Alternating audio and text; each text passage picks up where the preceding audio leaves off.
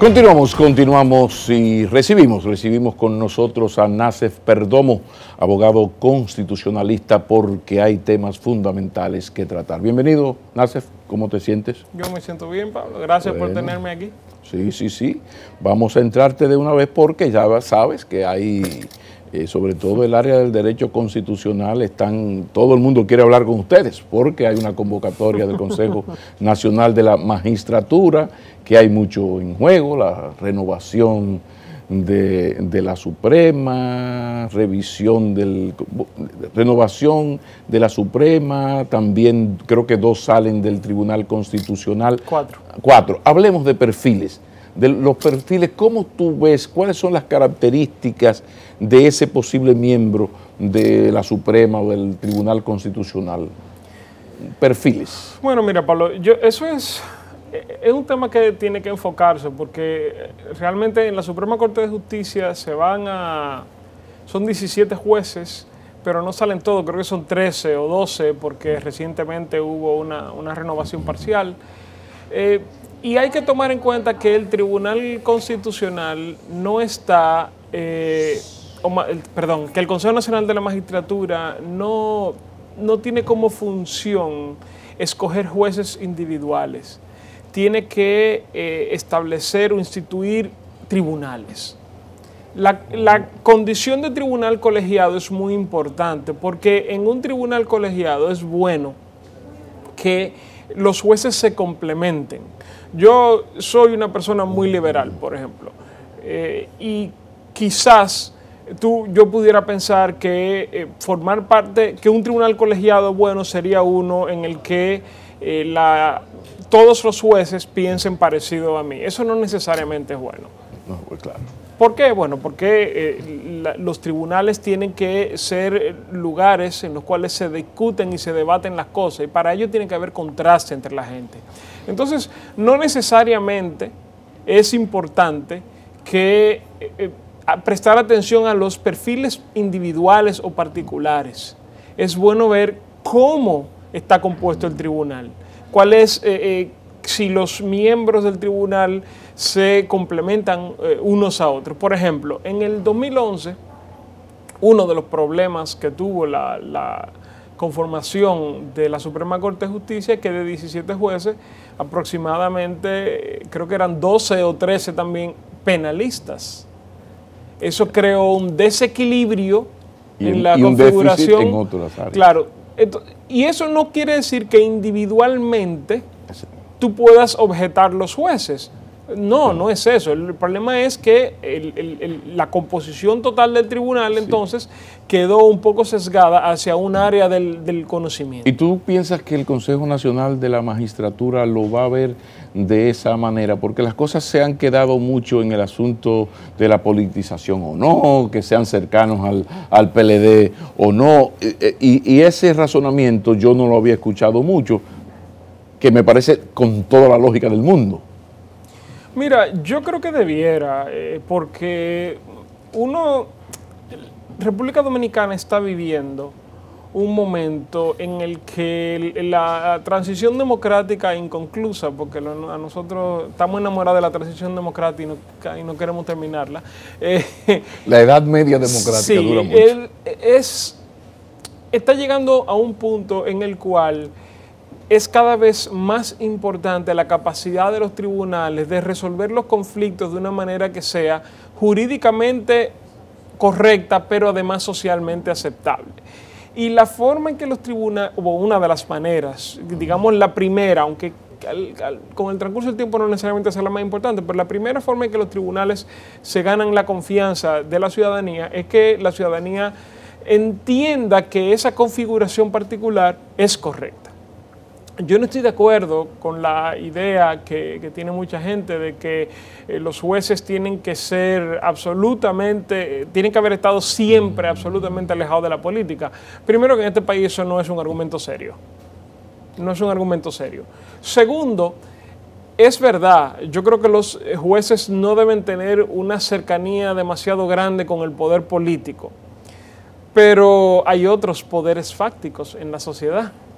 Es decir, tú puedes tener una Suprema Corte de Justicia absolutamente alejada del poder político, pero que entonces esos jueces, por mor de haber sido abogados o de tener ciertas otras vinculaciones, pueden estar muy cerca, demasiado cerca del poder económico. Ahí entraría entonces lo del necesario equilibrio. Entonces Claro. el asunto no es que no me politice, digo, pero tampoco me social civilice Claro. dependiente de grupos corporativos. Sí, entonces eso- vamos a repartir esto, vamos a llevar la fiesta Porque en paz. además, cuando tú te pones a estudiar cómo están compuestos los tribunales de otros países, los tribunales dominicanos, las altas cortes dominicanas, no son particularmente políticas.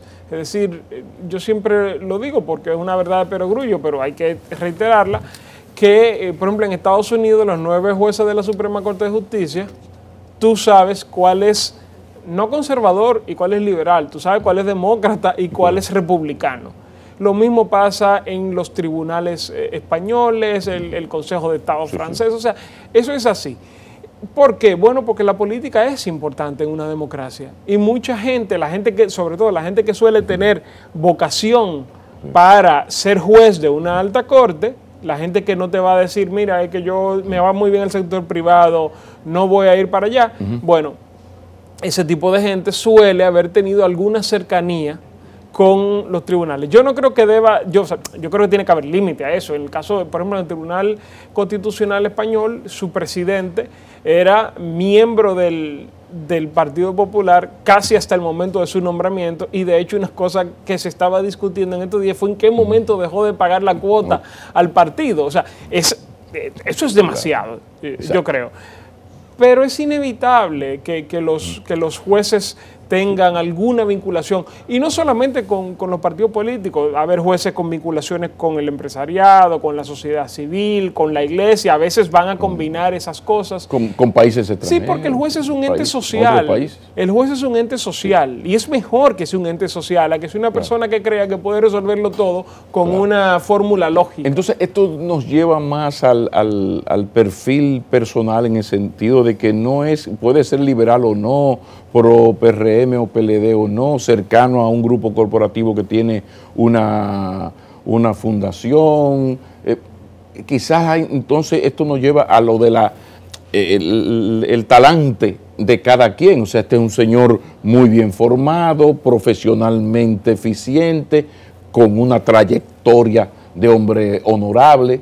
O sea, más que lo otro, que es donde nos hemos como empantanado. Sí, yo creo que sí, porque es que yo insisto, mira, si tú quieres criticar al sistema constitucional dominicano por la conformación de sus instituciones, es más bien tú deberías fijarte, por ejemplo, en el Consejo Nacional de la Magistratura, que por la presencia del Procurador General, que es un funcionario de libre nombramiento y remoción, tiene un desequilibrio interno serio. O sea, pero no en que si los jueces en algún momento tuvieron vinculación e insisto, porque el problema es que ahora le tenemos ojeriza a los partidos políticos, pero luego va a haber gente que va a decir, que ese juez era miembro de los grupos de oración y que por eso no puede estar ahí.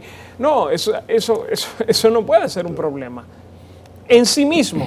Luego, si una persona ha tenido posiciones públicas que son, digamos,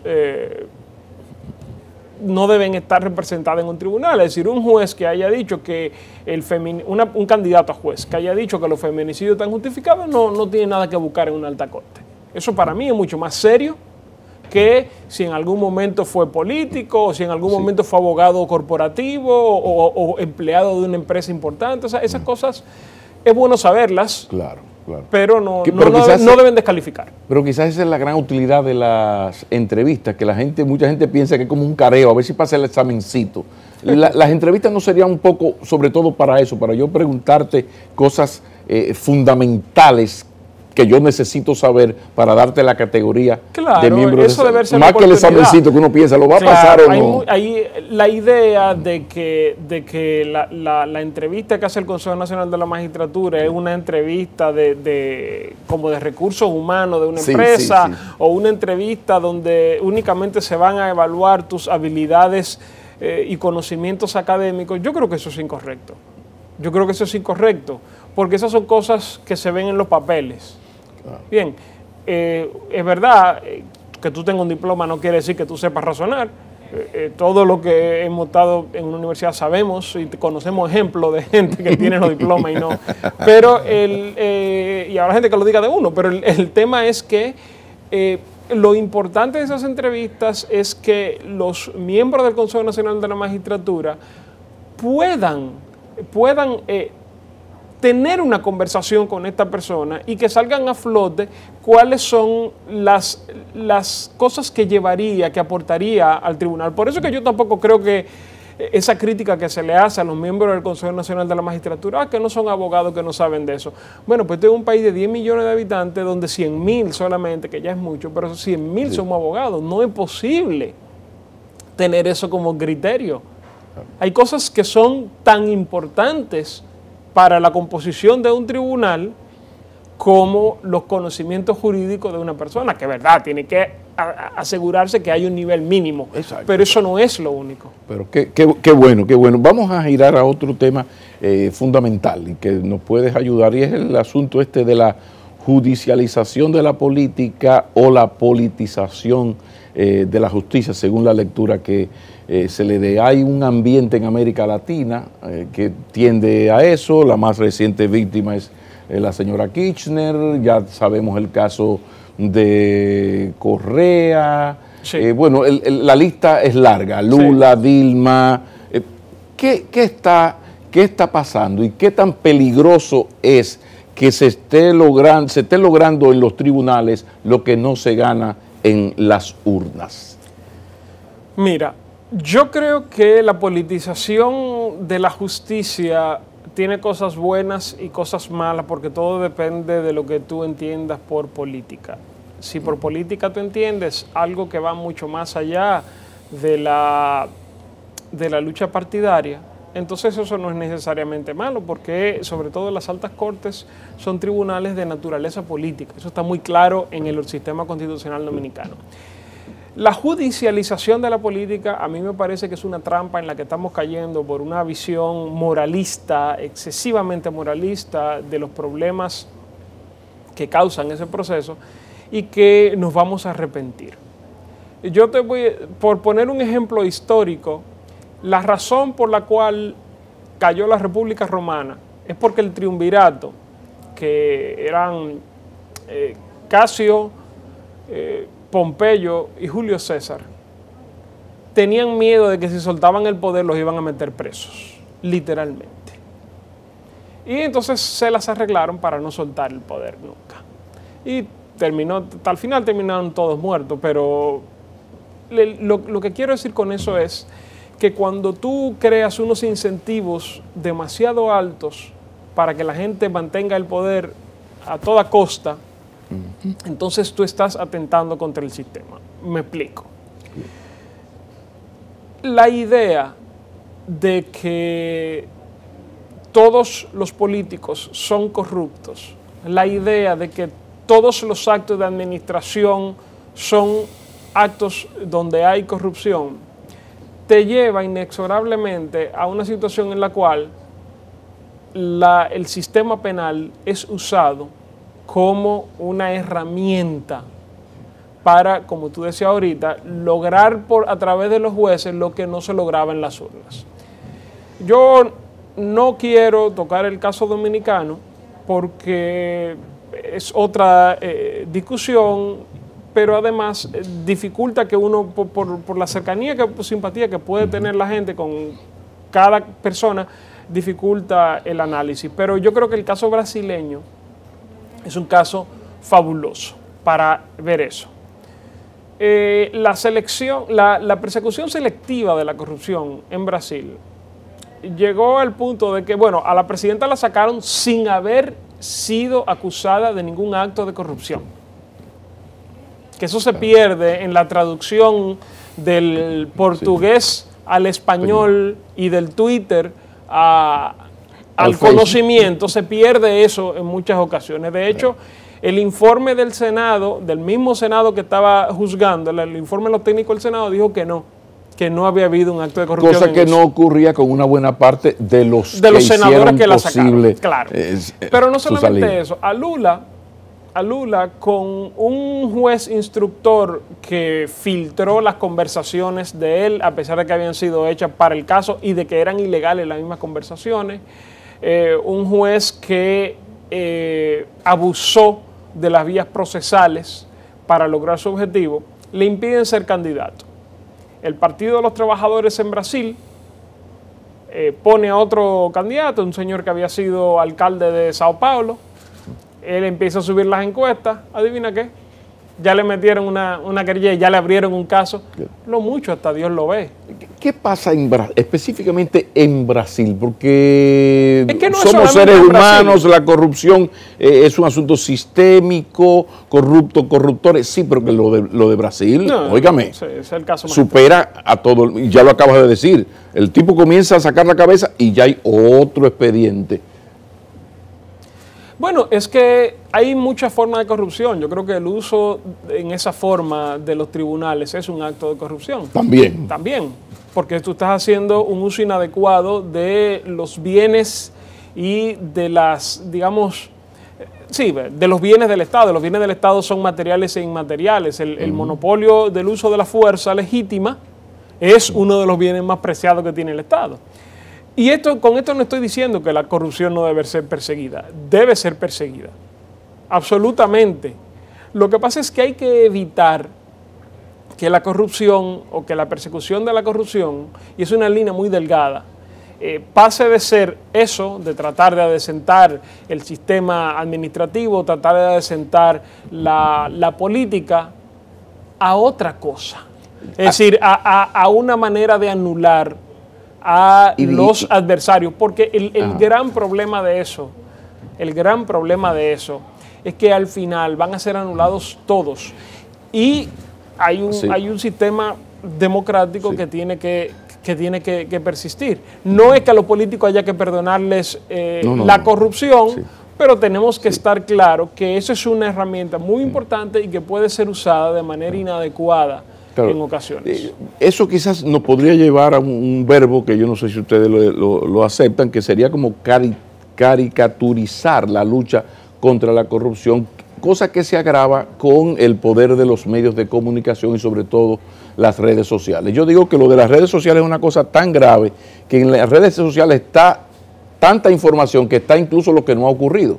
Entonces se está dando en una especie de abuso de la libertad de expresión, donde yo incluso pongo una mentira de Juancito Pérez Vidal y a partir de mi mentira 200 señores comienzan a insultar al señor, pero que nadie se preocupa por ver si eso es verdad o es mentira. Es lo que llaman la injusticia mediática. O sea, porque además otra cosa que se está dando, que aquí la presunción de inocencia y el debido proceso es como lo de las mujeres, que todas son malas, menos mi mamá, mi esposa y mi hermana. Mira, yo creo que hay varias cosas y hay muchas cosas que desmontar. Por favor. Yo creo que las redes sociales han pasado de ser un sistema de información útil a otra cosa. Yo tengo una cuenta de Twitter en la que fui mucho más activo de lo que soy ahora, precisamente porque me he dado cuenta que eso suele sacar lo peor, no solamente de los otros, sino de mí, que es lo que más me tiene que importar. Entonces he reducido bastante el uso por eso. Yo creo que sí, que ahí hay un problema serio, porque además es una de las vías por la cual más fácilmente se introduce en el discurso nacional las noticias falsas. Sobre el tema de la prensa y la corrupción, yo no sé si estoy tan de acuerdo contigo. Ahí hay un tema, hay que tomar en cuenta que la presunción de inocencia es una institución jurídica que tiene una función particular, es decir, nadie puede ser sancionado hasta que se le compruebe, pero ahí eso es la sanción jurídica, también está la sanción social. En lo que no requiere, obviamente, de esos. Todos conocemos, yo soy abogado, vivo y me gano la vida en un sistema en el cual inevitablemente hay decisiones que son injustas, a veces jurídicamente correctas, pero con un resultado social injusto. O sea, eso es normal. Sí creo, sin embargo, que, y yo no creo que sea culpa de los periodistas, pero sí creo que en República Dominicana estamos viviendo un momento en el cual nosotros, en vez de tener un debate público, lo que estamos haciendo es arrojándonos cajas y cajones, cada uno en su trinchera, sin querer escuchar lo que el otro quiere decir. Eso a mí me preocupa. Precisamente por ahí era que yo iba. O sea, tú y yo estamos compitiendo por un cargo, entonces yo lo que hago es que lanzo una calumnia sobre ti, tengo un equipo mediático que me reproduce y te armo un lío. Yo no estoy hablando de gente a los cuales condena la auditoría visual, que es otro tema.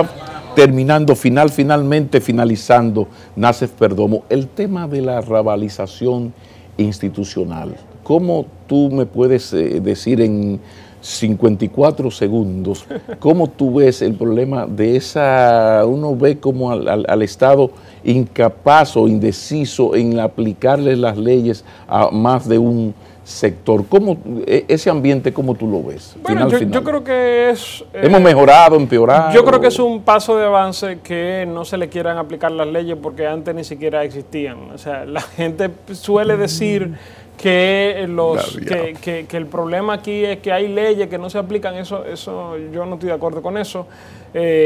Yo creo que hay sectores de la economía dominicana que está, por ejemplo, actividades económicas que están absolutamente descontroladas en este momento. Las personas no tienen, o sea, no solamente como consumidores, o sea, sino que entre competidores no hay posibilidad y eso se está trabajando poco a poco. Yo creo que República Dominicana en realidad ha avanzado mucho institucionalmente y eso tiene, una de las principales causas es precisamente que la gente se queja mucho, es decir, y tiene cómo hacerlo. Los ciudadanos se han convertido en el motor del cambio a través de sus reclamos, pero pienso que la sensación de que no avanzamos tiene más que ver con que nuestras expectativas van más allá siempre van 1, 2, 3 pasos por delante. Y eso no es malo, eso yo creo que es bueno en realidad. Es una pena que el tiempo haya terminado, pero ya tenemos el tema de la próxima entrevista, porque habría que conversar aquí sobre la indecisión del Estado en aplicar la ley de migración al tema migratorio o el código laboral al tema del contratar indocumentados. Ese es un tema que se nos queda para la próxima entrevista. Bueno, pues invítame, yo tengo... Hay mucho. Sí, bueno, pues ya ahí está la entrevista próxima con Nacef Perdomo, abogado especialista en Derecho Constitucional. Continuamos.